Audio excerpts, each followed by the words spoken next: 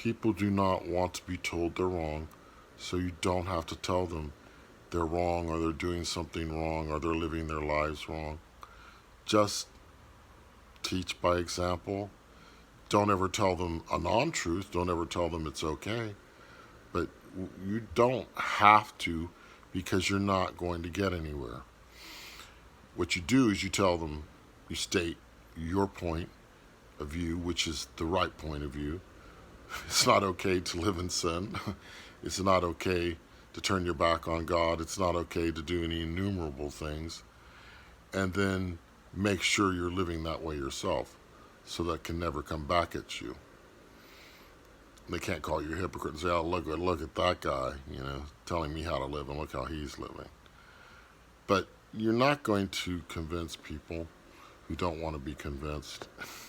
See, ego is so big now. I know I have to keep my ego in check all the time, and I have to keep examining. Is Bruce too much in this? Is this about Bruce? Is this about, what's going to affect Bruce? Or is it about Jesus Christ and the truth? We've got to die to ourselves. We've got to die. People don't want to do that. They want to hang on to their opinions, their misguided opinions, their ignorance, their refusal to see the light. And I'm not just talking about so-called pagans, people out in the world. I'm talking about so-called Christians who call themselves Christians. They don't want to be told they're wrong. And they'll shun you. I mean, they'll shun you before you shun them, because they don't like it.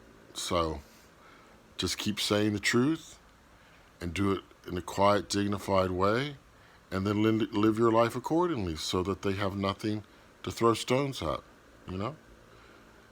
We live in glass houses now. I live in a glass house. I hope I live in a glass house.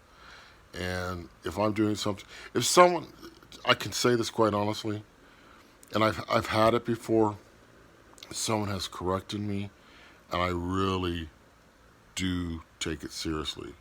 And the reason for that is because, once again, there might have been some ego that got in there, and I may have said something incorrectly or in a wrong way, offended someone unnecessarily. That's not good. It's really not.